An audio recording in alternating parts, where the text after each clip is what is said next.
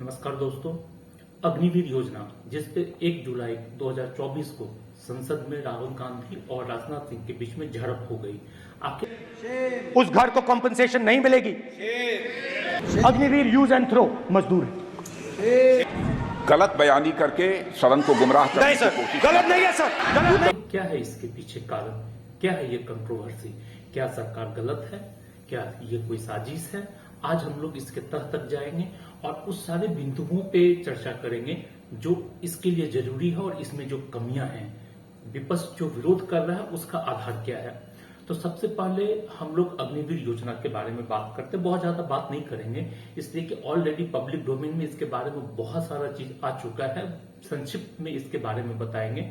अग्निवीर योजना short term योजना है जिसमें 4 साल के लिए सेना में युवकों की भर्ती की जाएगी। लगभग 40,000 प्रति वर्ष भर्ती की जाएगी, जिसमें से 25% यानी कि 10,000 को सेना के रेगुलर सर्विस में ले लिया जाएगा और बाकी 75% यानी कि 30,000 वापस समाज में आ जाएंगे। सरकार उस दौरान उनके 30,000 से सैलरी शुरू करेगी और 40,000 तक सैलरी देगी। उसके बाद रिटायर होने पे जो सेना के रेगुलर सर्विस में नहीं आ पाएंगे उनको 11,71,000 रुपया देके वापस समाज में भेज देगी। दोस्तों, हम लोग इस पे सबसे पहले चर्चा करेंगे कि आखिर अग्निवीर योजना का जरूरत क्या था। क्या ये मोदी के दिमाग का फितूर है या फिर समय का जरूरत है? तो इस अग्निवीर योजना के बारे में और जानने हम लोग चलेंगे 1987 में, जब हमारे पूर्व प्रधानमंत्री राजीव गांधी और श्रीलंका के देश के साथ एक समझौता हुआ था जिसमें हम लोग वहां अपना पीस कीपिंग फोर्स भेजे थे। वह अनुभव हम लोगों के लिए बहुत बुरा रहा था और उसमें लगभग 1200 सैनिक मारे गए थे। उसके बाद जब ये पीस कीपिंग फोर्स वापस बुलाया गया तो उसके बाद जब इसका विश्लेषण किया गया तो पाया गया जिस रेजिमेंट में सैनिकों की औसत आयु कम थी उनका प्रदर्शन बहुत अच्छा था और जिस रेजिमेंट में सैनिकों की औसत आयु ज्यादा थी उनका बुरा हाल था। उसी समय ये बात महसूस किया गया कि सेना के औसत आयु को कम करना जरूरी है। वैसे इस पे चर्चा 1980 से हो रहा है जिसको हम लोग संसद के वेबसाइट पे देख सकते हैं। इसके बाद भी एक बार और ऐसा समय आया जब इस चीज को शिद्दत से महसूस किया गया। वो था 1999 में कारगिल का युद्ध। उस समय कारगिल के चोटियों पर लड़ने समय में हमारे सैनिकों का जो औसत आयु लगभग 36 साल था, उनके सामने पाकिस्तान के सेना के जवान थे जिनका औसत आयु 25 साल था। अब आप सोचिए 11 साल का ये अंतर, ये इतना बड़ा अंतर था कि कारगिल युद्ध में लगभग 30,000 सैनिक हिस्सा लिए थे जिसमें 7% लगभग 2100 सैनिक या तो शहीद हो गए थे या घायल हो गए थे। उसके बाद भी विश्लेषण किया गया, एक समिति बैठी, विश्लेषण किया गया और इस पे चर्चा हुआ तो पाया गया कि 2 कारण था। एक कारण तो ये था कि हमारे साजो सामान सही नहीं थे, पुराने थे और कारगिल युद्ध के लायक नहीं थे। दूसरा, हमारे सैनिकों का औसत आयु, हमारे सैनिकों का औसत आयु 36 साल के आसपास है, जिसके कारण वो अपना पूरा समर्पण देने के बावजूद भी उतने अच्छे ढंग से परफॉर्म नहीं कर पा रहे हैं जितना कि कोई युवा 26 साल का करेगा, कोई सैनिक 26 साल का करेगा। और ये कोई छिपा हुआ बात नहीं है। दूसरा मुख्य बिंदु क्या था कि हमारे पास आधुनिक हथियार नहीं है। अब जब इस कमेटी की रिपोर्ट आई तो उसके बाद के सरकारों ने इसे दबा दिया। उसके पीछे कारण क्या था कि वो कोई और लोकप्रिय निर्णय नहीं लेना चाहते हैं क्योंकि उनके लिए देश का भविष्य नहीं, सरकार में आना, सत्ता में आना और सत्ता का मलाई खाना उनके लिए ज्यादा जरूरी है। इस पे भी हम लोग आगे चर्चा करेंगे कि मोदी सरकार का ये निर्णय, बीजेपी गवर्नमेंट का ये निर्णय दूरदर्शी है तो कैसे है। चलिए, तो कारगिल युद्ध में भी ये महसूस किया गया। अब है क्या कि अग्निवीर योजना क्यों लाया गया? ऐसा नहीं है कि हमारे देश में अग्निवीर योजना पहली बार लाया गया है। इस तरह का मिलता जुलता योजना जिसे हम लोग कलर सर्विस बोलते थे वो ऑलरेडी 1965 तक अपने देश में लागू था, जिसमें हम लोग सेना में जवानों को 7 साल के लिए रखते थे। उसके बाद उनको रिजर्व फोर्स में भेज दिया जाता था और इसमें लगभग 30-35% को, सरकार ने कोई परसेंटेज तय नहीं किया था, लेकिन लगभग 35% को, जैसा कि सेना के वेबसाइट पे एक जगह मेंशन है, लगभग 35% सेना को रेगुलर सर्विस में रखा जाता था और बाकी 65% को रिजर्व फोर्स में भेज दिया जाता था। उसके बाद जब हम लोगों का लगातार युद्ध होने लगा पाकिस्तान से, चीन से, तो ये महसूस किया गया कि सेना की संख्या को बढ़ाना जरूरी है। उस समय में 1976 में इसको रेगुलर कर दिया गया और सारे लोग 17 साल के लिए सेना का सर्विस करने लगे। वहां से हम लोगों का एवरेज एज बढ़ना शुरू हुआ। तो अग्निवीर योजना नया नहीं है, पहले भी था। इसको उस समय बंद किया गया था जब हम लोग लगातार युद्ध में जा रहे थे और सैनिकों की संख्या को बढ़ाने की जरूरत थी। अब के समय में जहां मैन टू मैन फाइट बहुत कम होता है, आधुनिक हथियारों से युद्ध ज्यादा होता है, वहां पे अब इतनी बड़ी सैनिकों की संख्या की भी जरूरत नहीं है और भारत के सेना का औसत आयु भी बहुत ज्यादा है, इसे भी कम करने की जरूरत है। ऐसा नहीं है कि ये सिर्फ अपने देश में हो रहा है। दोनों मुद्दे पर अगर चर्चा करें तो चीन, जिसका अभी सैनिक 25 लाख है, वो घटा के 10 लाख लाना चाह रहा है। अग्निवीर तरह का योजना यूएस, यूके, जर्मनी, इजराइल, ये सारे देशों में है। क्या कारण है इसका? क्या वो सभी मोदी से मिले हुए हैं? नहीं, सबों के लिए अपना देश ही जरूरी है। सेना के औसत आयु को कम करना जरूरी है और अब जबकि सेना का मैन टू मैन फाइट बहुत कम होता है, आधुनिक हथियारों के साथ ज्यादा होता है, तो सेना का संख्या कम करके उस बजट को नए हथियारों के रिसर्च एंड डेवलपमेंट पे और नए हथियारों के खरीदने पे खर्च करना होता है। सारे देश यही कर रहे हैं। अपने यहां का क्या हाल है? अपने यहां का स्थिति ये है, अव्वल तो हमारे देश की सेना का औसत आयु 36 साल है। दूसरा, साजो सामान का बहुत कमी है। वो क्यों है भला? इसलिए कि हमारे सेना का जो आज के समय में बजट लगभग 6 लाख करोड़ का है, उसमें 3,30,000 करोड़ रुपया सिर्फ पेंशन और सैलरी पे चला जाता है। बाकी पैसे में 25% बाकी पैसे का 25% सेना के हथियारों के रख रखाव और नए गोला बारूद और हथियारों के खरीद पे खर्च होता है, जो बहुत कम है। अगर हम लोग इसकी तुलना चीन से करें तो चीन 55% खर्च करता है नए हथियारों के खरीद पे या उसे डेवलप करने पे। यहां तक कि हमारा जो दूसरा दुश्मन देश या सीमा से मिलता देश है, जिससे हमारा रिलेशन अच्छा नहीं है, पाकिस्तान, वो भी 40% खर्च करता है और हम क्या कर रहे हैं? 25% खर्च कर रहे हैं। और यहाँ पे एक बात और ध्यान देने की है कि अगर आज कुछ नहीं किया गया तो 58,000 करोड़ रुपया हर साल पेंशन बिल बढ़ता चला जाएगा।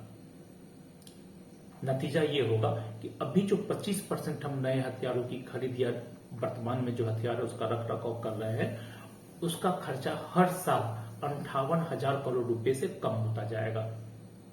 हमारे पास साजो सामान खरीदने का एक ऑप्शन तो है कि हम बजट बढ़ा दें, लेकिन कहां से? क्या हमारे देश के पास अमेरिका जैसा इतना बजट है? या इसे बढ़ाने के लिए हम लोग शिक्षा पे, इंफ्रास्ट्रक्चर पे, हेल्थ पे, कृषि पे जो खर्च हो रहा है उसको बंद करके यहां लगाएं या उसको कम करके यहां लगाएं? वो भी कितने दिन? जब आपका पेंशन बिल 58,000 करोड़ रुपए से हर साल बढ़ते जा रहा है, तो आप इसे कितने दिन कर पाएंगे? मतलब ये कि आज ना कल ये योजना लाना जरूरी था। कोई सरकार इसलिए नहीं ला रही थी कि ये अलोकप्रिय योजना होता, उनके वोट बैंक पे असर पड़ता और वो देश के हित को पीछे रख के सत्ता में आके सत्ता का मलाई खाना चाहते हैं। दोस्तों, अभी हम लोग इस पे चर्चा करेंगे कि आखिर इसका विरोध क्यों हो रहा है। अभी जो विरोध हो रहा है, जो वास्तव में अग्निवीर योजना की कमी है या खामी है, उसके पीछे एक ही सबसे बड़ा कारण है कि जो युवा 40,000 जिनका भर्ती किया जाएगा, 10,000 तो रेगुलर सर्विस में चले जाएंगे। जो वापस 30,000 समाज में आएंगे, उनका क्या होगा? उनके पास 3 ऑप्शन बचता है। पहला, वो सरकारी नौकरी का तैयारी करे या वो प्राप्त करें। दूसरा, कॉर्पोरेट जॉब में जाए। तीसरा, कोई बिजनेस करें। लेकिन ये तीनों ही इतना आसान नहीं है। एक अग्निवीर सैनिक जो 21 साल से 25 साल के बीच में सेना से रिटायर होकर वापस समाज में आएगा, वो सरकारी नौकरी के कंपटीशन में उन स्टूडेंट से कैसे compete कर पाएगा जो 17 साल की उम्र से लगातार तैयारी कर रहे हैं। कोई 10 घंटा, कोई 8 घंटा, कोई 12 घंटा रोज पढ़ रहा है, कोचिंग ट्यूशन सारा कुछ कर रहा है, तो वो उनके लिए बहुत मुश्किल हो जाएगा। कोई बात नहीं, दूसरा बचता है कॉर्पोरेट जॉब। अग्निवीर सैनिकों के पास ऐसी कोई योग्यता नहीं है जिसका महत्व कॉर्पोरेट के सामने हो, सिर्फ सिक्योरिटी गार्ड के अलावे, तो उनके पास से कॉर्पोरेट में भी जाने का कोई रास्ता नहीं है। अब बचता है अपना व्यवसाय या बिजनेस। आज के समय में 11 लाख रुपए से किस तरह का बिजनेस हो सकता है और बिजनेस भी कितना सफल है। जो लोग हर तरीके से सक्षम हैं, उनमें तो 15 में कोई एक बिजनेस सक्सेस होता है, 14 का नहीं सक्सेस होता है। तो सबसे बड़ा सवाल है हमारे ये जो अग्निवीर सैनिक है उनके भविष्य का क्या होगा। सबसे बड़ी चिंता अग्निवीर सैनिकों के वापस समाज में आने के बाद की है कि उनके भविष्य का क्या होगा, क्योंकि उनको हम पेंशन नहीं दे रहे हैं, मेडिकल फैसिलिटी नहीं दे रहे हैं, आर्मी कैंटीन का फैसिलिटी नहीं दे रहे हैं। वो अपने भविष्य का क्या करेंगे। तीनों संभावनाओं पे हम लोग पहले विचार कर चुके हैं। अब है कि विपक्षी इसका विरोध क्यों कर रहे हैं। टोटल पॉलिटिक्स है, केवल राजनीति के लिए।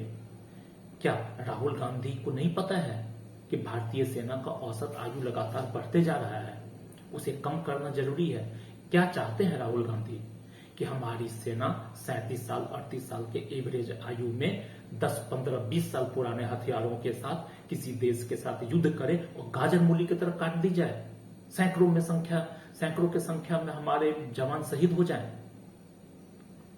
दूसरा है कि अगर हम अभी हथियार खरीदना शुरू नहीं करेंगे तो कारगिल युद्ध को याद कीजिए। कारगिल युद्ध के समय में बमुश्किल हम लोग पाकिस्तान से जीत पाए थे, वो भी तब जबकि इजराइल आगे आके हम लोगों को आधुनिक हथियारों से मदद किया था। नहीं तो हम लोगों के लिए कारगिल युद्ध और भी मुश्किल होता। क्या चाहते हैं राहुल गांधी और क्या चाहते हैं विपक्ष के बाकी पार्टी। अगर उनको अग्निवीर योजना पसंद नहीं है, जिसमें कमियां हैं, वास्तव में कमियां हैं, लेकिन इस योजना में कमी को दूर किया जाना चाहिए। इस योजना को अगर हम बंद कर देते हैं जैसा कि राहुल गांधी बताते हैं, तो उनको बताना चाहिए कि सेना के इस दोनों समस्या का क्या समाधान है उनके पास। सिर्फ विरोध के लिए विरोध कर रहे हैं।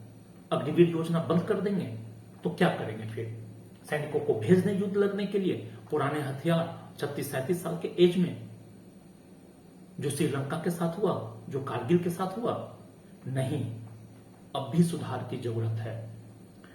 बहुत सारे सोशल मीडिया में देखे हैं, बहुत सारे जगह न्यूज आर्टिकल में आया कि सरकार पैसा बचाने के लिए कर रही है, सरकार पैसा बचाने के लिए कर रही है। नहीं, एक कैलकुलेशन के मुताबिक अभी अगले 10 साल में सेना का सिर्फ 15,000 करोड़ रुपए का बचत होगा, सालाना 15,000 करोड़ रुपए का बचत होगा। और ये जो पेंशन बिल से मुक्ति है वो 2044 में जाके मिलना शुरू होगा। इसीलिए हम शुरू में बोले थे कि बीजेपी की सरकार दूरदर्शिता से काम ले रही है। आज ये बंद होगा तो 2044 में जाके पेंशन बिल बंद होगा सेना का। आज अगर ये नहीं करेंगे तो फिर क्या करेंगे। ठीक है, आप विरोध कीजिए, क्यों नहीं विरोध कीजिएगा। विरोध कीजिए तो बताइए तो सही इस समस्या का समाधान क्या है। आइए अब चर्चा करते हैं अग्निवीर की कमी पे। आखिर इस 30,000 सैनिकों का जो वापस समाज में आएंगे उनका क्या होगा। सोशल मीडिया में बहुत सारे लोगों का डिमांड था और जब ये योजना 14 जून 2022 को लाई गई थी उसके बाद बहुत प्रोटेक्शन, बहुत विरोध हुआ था। उस समय भी सरकार ने कहा था कि हम ये 30,000 सैनिकों को जो देश के इंटरनल पैरामिलिट्री फोर्सेस है, सीआईएसएफ, आरपीएफ, सीआरपीएफ, जीआरपीएफ, इन सारों में ऑब्जर्व कर लेंगे। बहुत खुशी की बात है कि जब ये वीडियो रिकॉर्ड कर रहे थे उससे 2 दिन पहले सरकार का नोटिफिकेशन आ गया है। इन सेनाओं में 10% अग्निवीर के लिए आरक्षण होगा। पहली बार उनको 5 साल का एज में छूट मिलेगा और बाकी के लिए 3 साल में एज में छूट भी मिलेगा। उनको कोई फिजिकल टेस्ट नहीं देना पड़ेगा, उनको किसी ट्रेनिंग का जरूरत नहीं होगा, वो सीधे जॉब में चले जाएंगे। अब ऐसी स्थिति में देश के लिए अग्निवीर से बेहतर कोई योजना नहीं हो सकता है। क्यों? क्योंकि जो सैनिक वहां से वापस आ रहे हैं वो सीधे पैरामिलिट्री फोर्सेस में चले जा रहे हैं, वहां ट्रेनिंग का पैसा बच रहा है, और हमारे देश में जो 25% जो हमारे देश के रेगुलर सेना में जा रहे हैं वो 4 साल के सर्विस के बाद जा रहे हैं। वहां हमारा पेंशन बिल कम होगा, वहां हमारा सैनिकों के अन्य भत्तों पे कमी आएगी, वहां हमारा एवरेज आयु कम होगा, हम अपने साजो सामान को खरीद पाएंगे, रिसर्च एंड डेवलपमेंट पे खर्च कर पाएंगे। आप जान के हैरान होंगे कि भारत आज के डेट में अपने सेना के रिसर्च एंड डेवलपमेंट में टोटल बजट का सिर्फ 4% खर्च कर रहा है, सिर्फ 4% खर्च कर रहा है, जबकि चाइना, अमेरिका या दूसरे शक्तिशाली देश 10 से 12% खर्च कर रहे हैं। हमारे पास आधुनिक हथियार आएंगे कहां से जब रिसर्च ही नहीं होगा? हम हमेशा विदेश पर निर्भर करेंगे, और जब युद्ध होगा तो जियो पॉलिटिक्स बहुत बुरा है, कोई आपका मदद करेगा, कोई नहीं करेगा। और रह गई बात संख्या के कम करने की, तो हमारे देश में अभी 14 लाख सैनिक हैं, इनके संख्या को कम करने की जरूरत है। अब मैन टू मैन फाइट नहीं होता है। उदाहरण के लिए आप यूक्रेन और रूस के युद्ध को देख लें। यूक्रेन जैसा छोटा देश रूस जैसे बड़े देश को सिर्फ हथियारों के बल पर रोक के रखा है। क्योंकि उनके पास आधुनिक हथियारों का कमी नहीं है, तो वो रूस जैसे शक्तिशाली देश को रोक के रखा है। उनके पास सैनिकों की संख्या ज्यादा नहीं है। यही कारण है जो आज के डेट में अग्निवीर हमारे देश के लिए मजबूरी है। और अब जब ये नोटिफिकेशन आ चुका है तो अब ये हमारे देश के लिए वास्तव में बहुत ही अच्छा योजना है। दोस्तों, खबर बाखबर में ऐसे ही हम आपको समाज में चल रहे खबरों से बाखबर रखेंगे। अगर आपको ये मेरा विश्लेषण पसंद आया हो तो कृपया लाइक करें, सब्सक्राइब करें। अगर मेरे तथ्यों में, मेरे जानकारी में, मेरे प्रेजेंटेशन में या कहीं और कोई कमी रह गया हो तो कमेंट्स करके बताएं या फिर कमेंट करके अप्रिशिएट करें। धन्यवाद। जय हिंद, जय भारत।